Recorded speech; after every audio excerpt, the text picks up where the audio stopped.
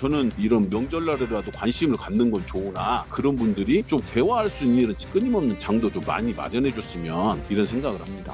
추석 연휴에 전복을 찾는 정치인들 많잖아요.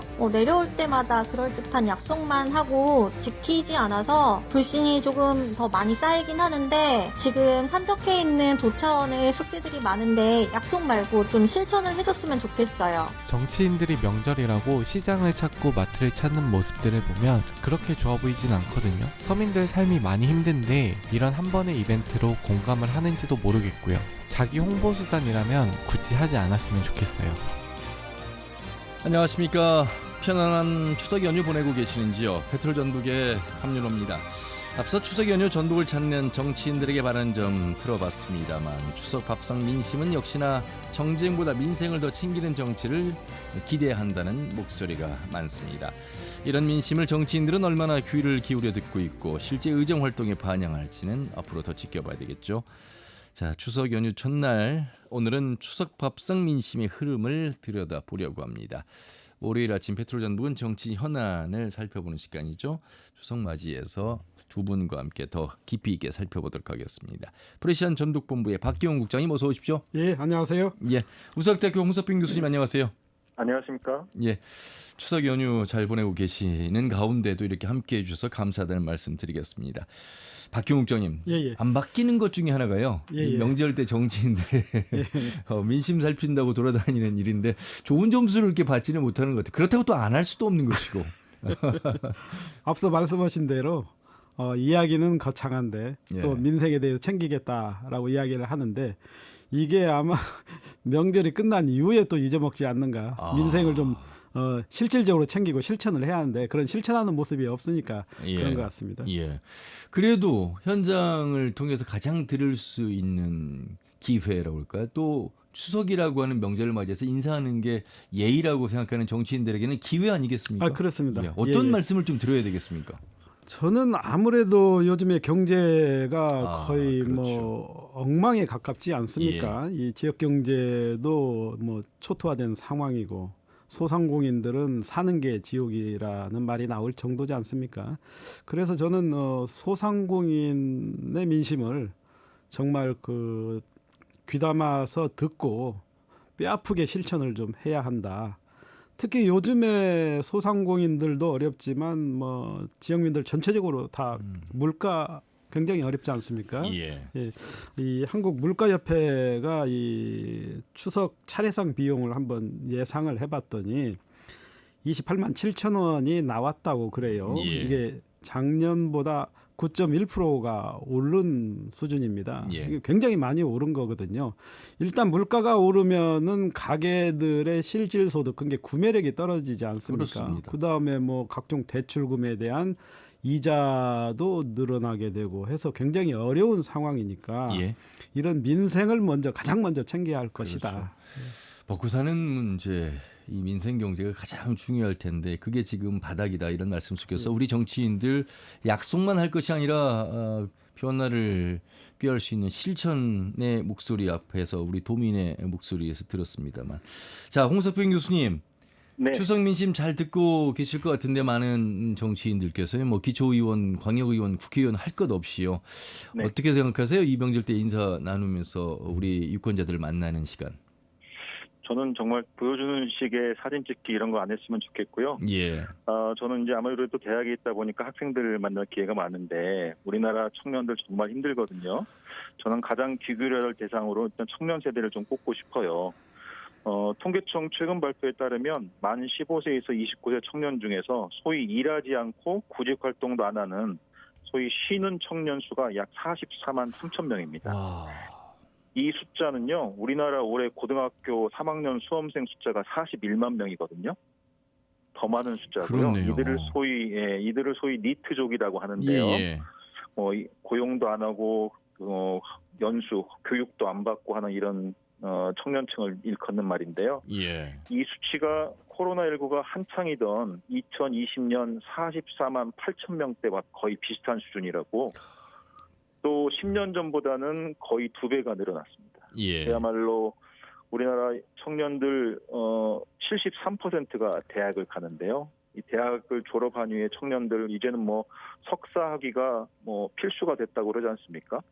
또 그 취업 전선고 관련해서 군대 문제 해결해야 되는 남학생들 같은 경우에 군에 또 가서 또 시간을 걸면서 또 취업 준비를 하는 이런 청년들도 많다고 봤을 때 정말 우리가 청년들한테 신경을 많이 써야 될 것으로 생각이 되고요. 일례로 이런 뭐 좀 오래된 얘기긴 합니다만 그 1992년에 미국에서 대통령 선거 있었는데요. 당시에 91년도 걸프 전쟁에서 승리했던 아버지 부시 대통령의 인기가 높았던 때입니다. 그런데 이듬해 대통령 선거에서 미국 경제가 안 좋은 상황에서 당시 아칸소주라고 하는 미국의 이제 시골 주지사 그렇죠. 출신이었던 예. 빌 클린턴 후보, 젊은 후보가 이런 선거 슬로건을 가지고 등장을 하죠. 얘기인즉슨 문제는 경제야 이 바보야 이런 표현이었는데요. 결국 이 선거에서 경제 문제에 집중했던 빌 클린턴 후보가 대통령이 되거든요. 우리나라도 IMF 1997년 외환위기 때 김영삼 정권에서 김대중 정권으로 수평적 정권 교체가 일어날 정도였지 않습니까? 예. 그래서 이 결국 국민의 먹고 사는 문제, 민심 문제 이런 부분들 특히나 청년 문제, 미래 세대에 대한 관심들 굉장히 중요하고요.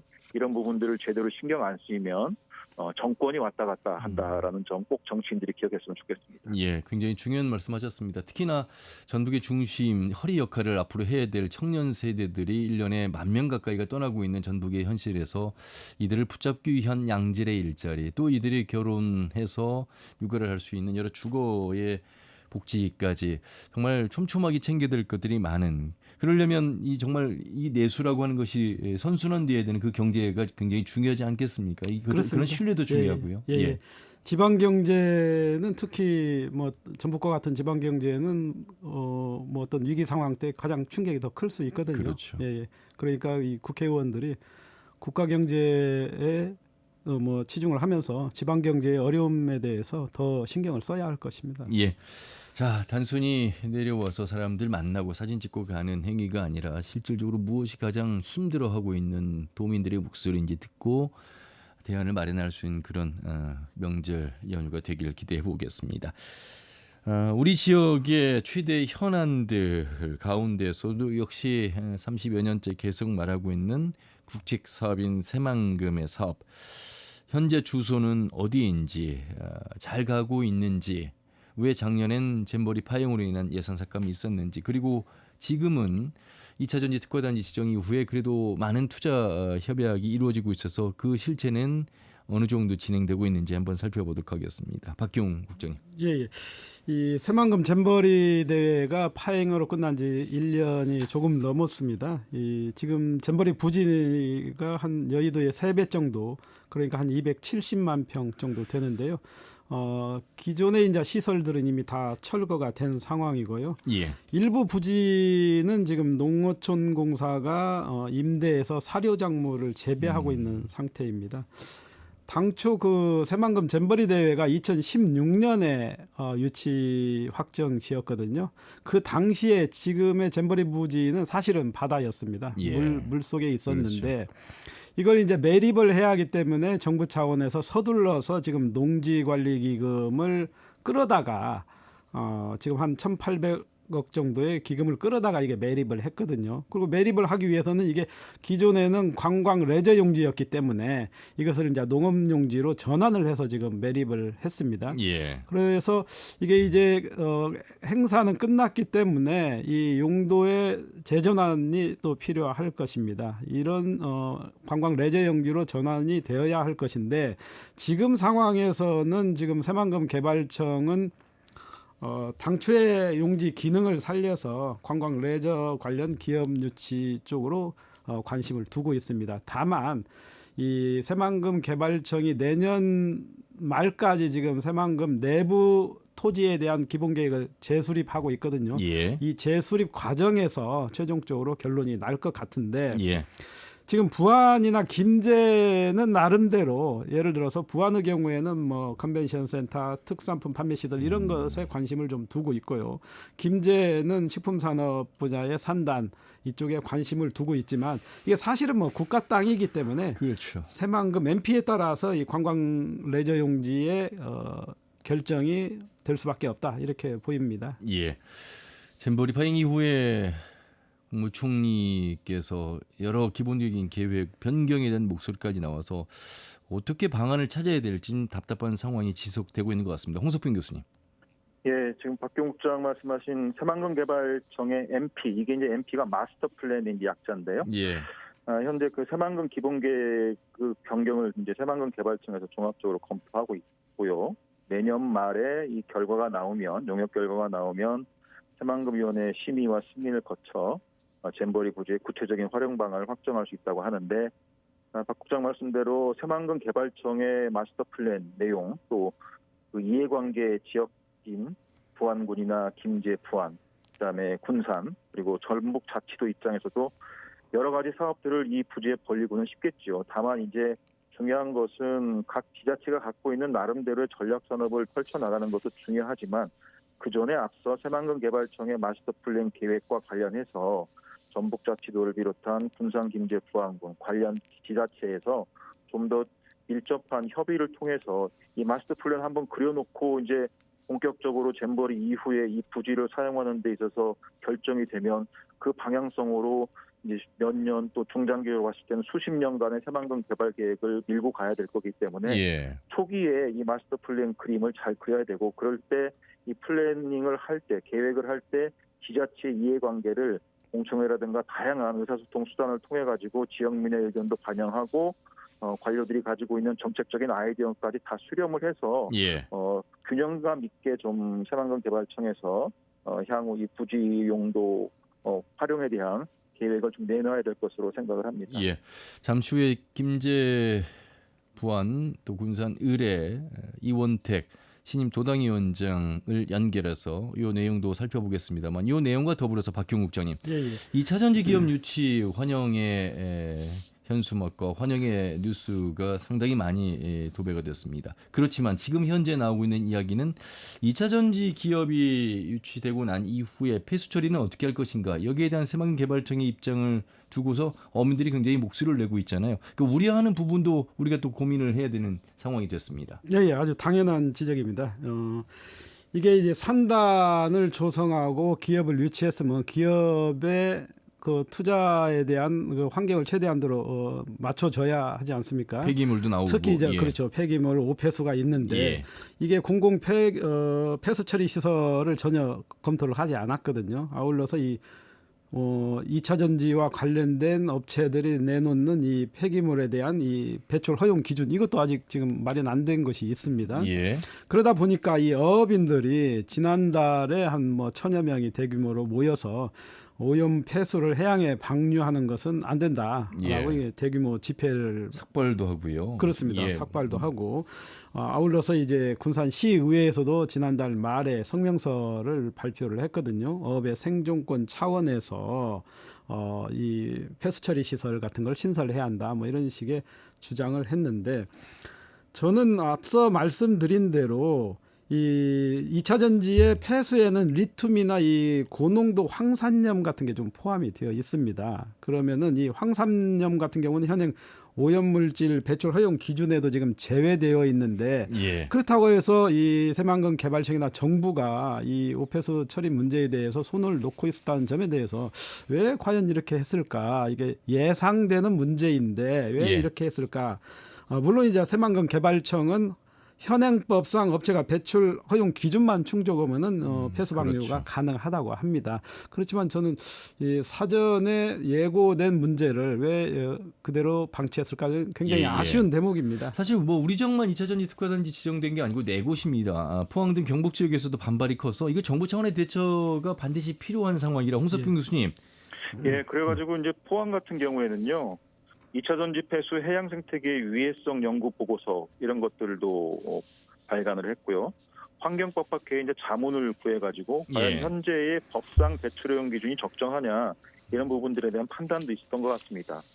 여하튼 정부가 계획한 대로 국가 첨단 전략 산업을 육성하기 위해서는 이 하루빨리 2차 전지 폐수 처리와 관련한 적절한 법적 기준을 마련해야 될 것으로 보이고요. 예. 국회와 또 기타 지자체 간에 또 지방의회 간에 또 관련 부처인 환경부, 새만금 개발청 이런 유관 부서들에서 법적인 기준치만 위배하지 않았다고 해서 문제가 아니다라고 얘기할 것이 아니고 예. 미래의 이 새만금 생태계 보존이라는 그리고 환경과 함께 보존하면서 개발도 공존할 수 있는 즉 성장과 환경이 공존할 수 있는 그런 마스터 플랜을 잘 세워서 예. 이런 2차 전지 폐수 문제가 새만금 더 나아가서 전북자치도의 큰 환경 문제로 악영향을 미치는 것을 미연에 방지해야 될 것으로 예. 생각을 합니다. 오늘 새만금 사과 관련된 이야기들 계속 해보고 있는데요. 이 중심에 선 국회의원은 바로 군산 김제 부안 의뢰 이원택 의원이고요. 신임 도당위원장입니다. 전화 연결해서 두 분 패널과 함께 말씀 나눠보도록 하겠습니다. 이원택 의원님 안녕하세요. 예, 안녕하세요. 예. 네, 이원택 의원입니다. 예, 반갑습니다. 신임 도당위원장 축하드립니다. 예, 고맙습니다. 예. 자, 도민 여러분들께 추석 명절 맞이해서 우리 국회의원들을 대표해서 인사부터 좀 해주시죠. 예, 도민 여러분, 나라 경제가 어려운데 또 우리 민족의 명절인 추석이 왔습니다. 이 추석에 가족들과 함께 행복하고 즐거운 시간을 보내시기를 기대합니다. 저희 전라북도 국회의원들은 일치 단결해서 전북의 비전과 발전 또 전북 관련 법 예산에 대해서 총력 대응을 하겠습니다. 우리 도민들께 조금이라도 희망과 유안이 될 수 있도록 최선의 노력을 다하겠다는 말씀 드립니다. 예. 국회 내 지금 논의할 사항도 많고 인사청문회로 바빴고 지금 여야 갈등 속에서도 정부와 야당의 갈등 속에서 현안들이 많겠습니다만 그럼에도 불구하고 도당 위원장으로서 우리 전북특별자치도의 의장 활동에도 더 많은 초점 주셔야 될 텐데 어떤 각오이실까요? 예, 일단 당면한 정기국회하고 예산국회가 눈앞에 있습니다. 그래서 예. 우리 전라북도 의원님들과 총력을 집중해서 대광법, 새만금 예산, 동학 명예회복에 관한 부분, 또 공공의대 등 알리백산단 등 여러 가지 현안들을 추진 체계를 마련하고 또 실행 전략까지 수립을 해서 총력 대응을 해서 일정한 성과를 거두려고 하고 있습니다. 그래서 정기국회와 예산국회가 우리 도민들에게 희망을 줄 수 있도록 최선의 노력을 다 하려고 하고 있고요. 예. 또 큰 틀에서는 이제 도당의 역할이 사실 이제 지방선거와 대통령 선거 때 우리의 비전과 전략이 당의 지역 공약으로 대통령 지역 공약으로 세팅될 수 있도록 철저히 준비해서 윤석열 정부에서도 반영을 해가지만 또 차기 정권 교체를 통해서 우리 전북의 비전과 전략 발전을 이루어갈 수 있도록 그런 비전과 전략을 도청과 또 14개 시군과 우리 국회의원들이 똘똘 뭉쳐서 준비해가겠다 이런 말씀을 드립니다. 예, 대광법이나 새만금 예산 또 공공의대법 아주 굵직한 현안들 22대에서는 뭔가 좀 진전이 되기를 기대해 보고요. 아울러서 잠시 후에 두 패널과도 말씀 나누겠습니다만 일단은 농해수위도 간사를 맡고 계시잖아요. 굉장히 예, 중요한 그렇습니다. 농도의 현실 속에서 목소리를 많이 내실 것 같습니다. 특히 쌀값 폭락 등 농민들의 외침이 아주 거세다는 거 누구보다 잘 알고 계실 것 같은데. 정부가 이번에 쌀값에 대한 대책을 제대로 내놓지 못하면 아마 농민들 저항에 직면할 겁니다. 지금 구곡 쌀값이 17만 원 중반대인데 이제 곧 신곡 수확철이 돌아오기 때문에 사실 10월 중순격에 정부가 수급 안정 대책을 통상적으로 발표하는데 아마 한 달 앞당겨서 9월 중순이라고 하니까 이번 주 중에 정부의 쌀값 수급 안정 대책이 마련될 겁니다. 발표가 될 텐데 쌀값이 사실 저희 민주당 입장에서는 22만 원 이상은 보장돼야 되는데 윤석열 정부가 작년에 20만 원 이상을 얘기를 했었습니다. 그래서 최소한 20만 원은 될 걸로 보는데 여기에서 더 후퇴하면 아마 농민들한테 엄청난 저항에 부딪힐 거라고 보고 있고요. 저희가 쌀 전업농 중앙회나 또 쌀 생산자협회랑 이번 주에 기자회견도 준비하고 있습니다. 총력 대응을 하고 있다는 말씀 드리겠고요. 예. 정부가 좀 선제적으로 규모 있게 해야 된다는 말씀드리고 근본적으로는 양국관리법과 농안법을 통과해서 근본적 대책을 마련해야 된다 이렇게 보고 있습니다. 예. 그래서 이번 정기국회 때 양국관리법과 농안법 심사에 이미 들어갔습니다. 본회의까지 통과시킬 수 있도록 최선의 노력을 다하겠습니다. 예. 오늘 프레시안 전북본부의 박경국장 그리고 우석대학교 홍석빈 교수 함께하고 계시는데요. 박경국장이 먼저 인사 나누시고 질문하시죠. 예, 위원장님 안녕하세요. 예, 안녕하세요. 예, 예. 그동안 그 전북 도당위원장 취임 이후에 그 조직력 중심에서 기획력 중심으로 도당의 시스템을 바꾸겠다 이렇게 말씀하셨고요. 저는 이런 부분에 대해서 굉장히 높게 평가를 합니다. 다만 기획력 중심을 지역 현안에 대한 공약을 기획하기 위해서는 연구 인력이나 맨파워가 좀 필요할 것 같은데 이 점에 대해서 좀 생각하신 것이 있나요? 예. 사실 도당의 상근 자원은 6명뿐이 안 됩니다. 도청의 인력하고 비교하면 비교할 수가 없죠. 예.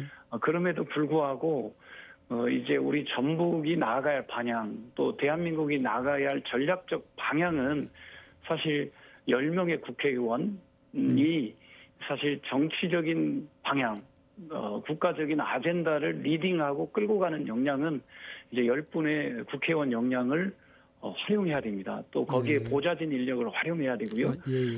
예. 그런 역량들이 도당의 추진 체계를 통해서 결집될 수 있도록 지금 그 추진 체계 안을 거의 다 만들었습니다. 그래서 국회의원 역량, 보좌진 역량, 또 우리 이제 도청의 역량과 시너지 효과를 내고 14개 시군의 공직자들과 시너지 효과를 낼 수 있도록 또 우리 도의원님들, 시군 의원님들과 시너지 효과를 낼 수 있도록 추진 체계와 운영 전략을 수립을 했습니다. 아마 지켜봐 주시면 어떻게 이제 효과가 날지 한번 보여드리겠습니다. 그래서 도당이 전문적 연구를 담당할 수는 없지만 우리 전북 발전을 위한 정책의 방향과 핵심 아젠다를 저희가 끌고 가고 이게 대통령 지역 공약에 장착될 수 있도록 해서 국정과제에 반영될수록 하는 역할이 저희 역할이다 이렇게 보고 있습니다. 예. 제가 하나만 더 질문을 드릴까요?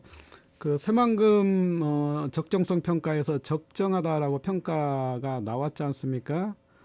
그런데 1년 전에 이제 원희룡 전 국토부 장관께서는 이 적정성 평가에서 적정하다고 평가가 나오면은 보상을 하겠다 뭐 이런 이야기를 실제로 했거든요. 그래서 이 도당 차원에서 이 새만금 적정성 평가에 대한 보상 문제랄지 각종 그 예산 문제 어떻게 접근하실지 한번 말씀해 주시죠. 이 적정성 평가는 당시에 제가 법적 근거나 행정적 근거가 없는 조치이기 때문에 처리하라고 요청을 했었습니다. 왜냐하면 모든 사업이 사전 타당성 요격이나 예타를 통과했기 때문에 그렇습니다. 결국 적정하다고 나왔기 때문에 불필요한 행정행위를 했다 이렇게 보고 있고요. 우리 새만금 사업이 근 1년 가까이 지체된 효과를 낳았기 때문에 사실 정부 차원에서 새만금 사업에 대한 더 속도감 있는 대책을 내놔야 된다 이렇게 보고 있습니다. 그래서 이번 이제 예산 정기국회와 예산국회에서 이제 윤준병 의원이 이 애결산 특위에서 그 질문을 했었고요. 정부는 정상적으로 사업을 추진하겠다는 정도의 답변을 했습니다. 그래서 저희가 이제 예산 국회 때 여야 애결위 간사 간 협의 또 원내대표 간 협의 때 지체된 부분에 해당하는 만큼 충분하게 새만금 예산이 확보될 수 있도록 협상 전략을 저희가 준비하고 있습니다. 그래서 정부도 이 부분에 대해서는 할 말이 없기 때문에 새만금 예산을 좀 더 확실하게 증액할 수 있도록 우리 박찬대 원내대표 또 박정 예결위원장 또 허영 예결위 간사와 충분히 공유해서 협상을 통해서 확보해 갈 수 있도록 하겠습니다. 예, 알겠습니다. 홍석빈 교수님 인사 나누시죠. 네, 이원택 도당위원장님 안녕하세요. 우석대학교 홍석빈 교수입니다. 예, 반갑습니다. 네, 축하드리고요. 이재명 당대표도 얘기했듯이 먹사니즘이란 말 요새 유행하고 있지 않습니까? 우리 전북특별자치도 말만 특별자치도가 아니라 그야말로 전북 경제가 제도약하고 우리 사회문화가 발전하기 위해서는 결국 이 지역 내에서 일자리를 창출하고 경제산업을 부흥시키는 일이 중요할 텐데요. 위원장님도 아시겠지만 매년 청년이 1만 명씩 지금 떠나고 있는 슬픈 현실 앞에 이제 우리가 놓여져 있는데요. 기업들을 유치하고 산업 경제를 발전시키기 위해서는 무엇보다도 기업 규제를 완화하고 개혁하는 일이 중요하다고 봅니다. 도당위원장께서 생각하고 계시는 전북 특자도 발전을 위한 기업 규제 개혁 또는 경제 산업 발전에 대한 어떤 그 방향성 이런 데 대해서 한 말씀 부탁드립니다. 사실 이제 규제 측면에서는 이제 기업들이 지방에 내려오는데 법인세 감면으로는 사실 유인 효과가 적습니다.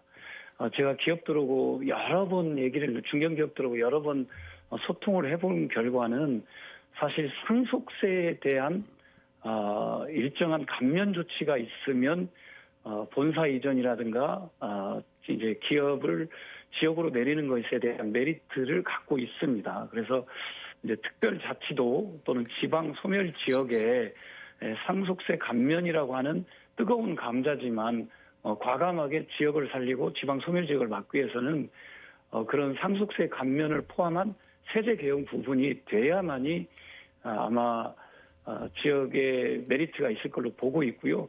저는 규제 개혁에서 그 부분이 대단히 중요하다고 보고 있습니다. 예. 거기까지 진전된다면 효과가 있을 거라고 보고 있고요.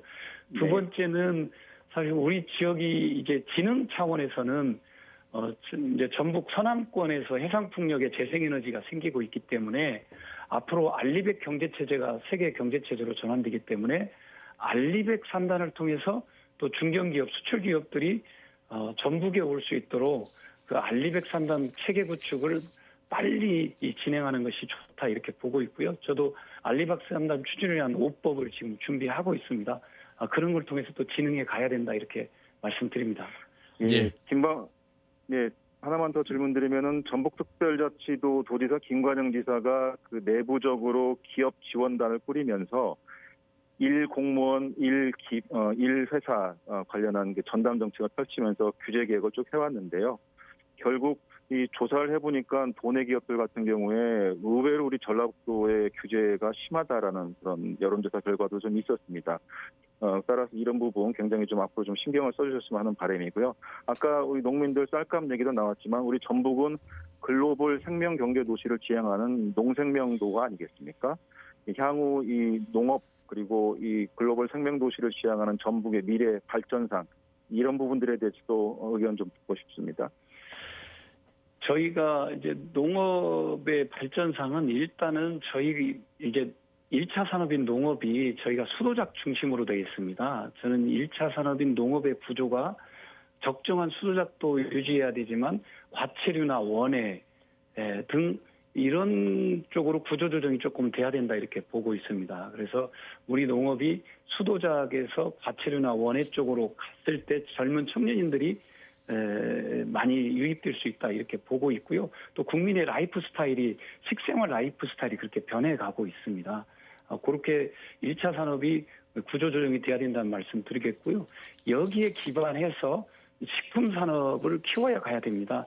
새만금 신항이 만들어지면 거기가 식품 산업 허브 공항으로 저는 키워가야 된다고 보고 있고요.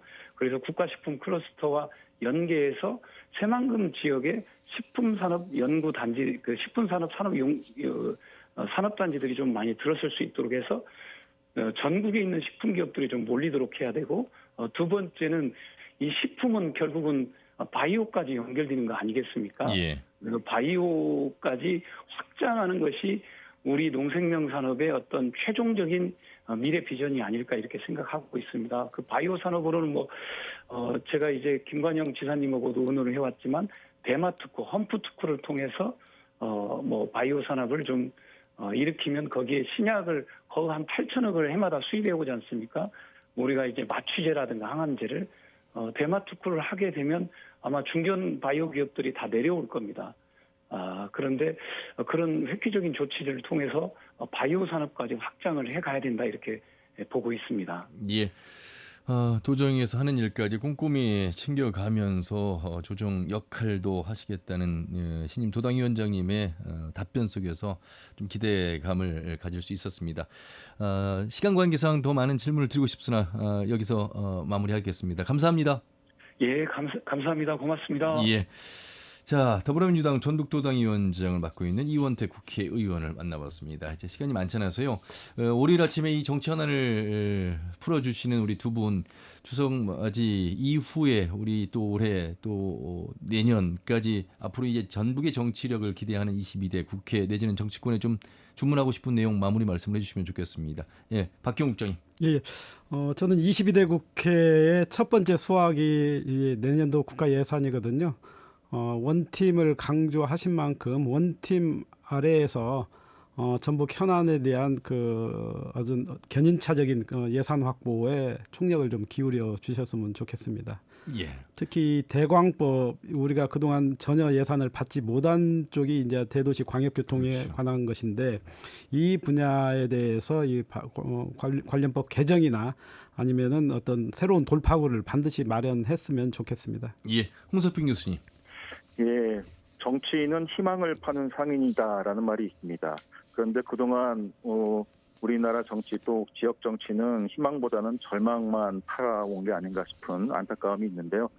특히나 우리 농도라는 전라북도에서의 비전을 가지고 찾아온 청년들 중에 상당수가 최근에 있었던 스마트팜 공사 부실 문제로 인해 가지고 많은 어려움을 지금도 호소하고 있는 상황인데요. 청년들이 우리 전라북도에서 잘 정착해서 결혼을 하고 아이를 낳고 그래서 이 도가 발전하고 경제가 발전하는 그런 세상이 좀 됐으면 하는 바람입니다. 무엇보다도 지역 정치인들이 말로만 정치를 하는 것이 아니라 현장을 찾아가서 민생의 목소리를 듣고 실제 희망과 대안을 제시하는 그런 정치가 22대 국회 내내 이루어지기를 간절히 바라는 마음입니다. 알겠습니다. 그래서 저희 월요일 아침 페트롤 전북 정치 현안에 두 분에 거는 기대가 크고요. 비판만이 아닌 저희가 현안 분석과 더불어서 진행 상황 그리고 대안까지 모색할 수 있는 그런 방송 만들도록 저희도 노력하겠습니다. 명절 아침 두 분의 말씀 잘 들었습니다. 고맙습니다. 예, 감사합니다. 고맙습니다. 예, 프레시안 전북본부의 박기용 국장 그리고 우석대학교 홍석빈 교수와 함께했습니다. 페트롤 전북은 유튜브를 통해서도 실시간 다시 보기 가능합니다. 많은 의견도 올려주시길 바라겠습니다. 연휴 잘 보내시길 바라면서 내일 아침 8시 30분에 인사드리죠. 함윤이었습니다. 고맙습니다.